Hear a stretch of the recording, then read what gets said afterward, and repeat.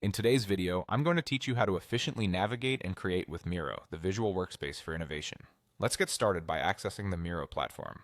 First, you'll need to head over to the Miro login page using your preferred browser. If you're not already familiar with Miro, it's an exceptional tool for visual collaboration, helping individuals and teams bring their ideas to life in a seamless, interactive way. Once you're on the login page, look for the Continue with Email option and click on it.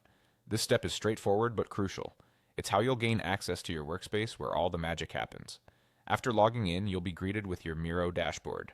Here you can see all your boards at a glance. Take a moment to look at the existing boards. This is where you or your team have previously created content. Identify the board you'd like to work on today and click on it. Opening an existing board can give you a sense of continuity, allowing you to build upon previous work or make necessary adjustments. Once you're on the board, your next action should be to familiarize yourself with the tools available. Locate the Add or Tool icon within the board.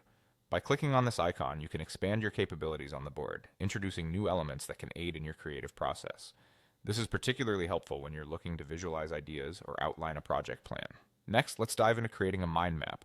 You'll need to type mind map into the search bar or browse through the options until you find the mind map tool. Mind mapping is a fantastic way to organize thoughts or brainstorm ideas, offering a visual representation that can make complex concepts easier to understand.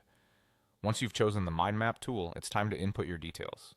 Begin by typing in the central idea or concept you want to explore. From there, you can build branches, adding subtopics and details as needed. Don't rush this part. Take your time to develop each branch thoroughly. The goal here is to capture all aspects of your concept in a way that is clear and easy to navigate. As you input your details, consider color coding different sections for better visual differentiation. You can also use different shapes or icons to represent various ideas, which can make your mind map even more engaging.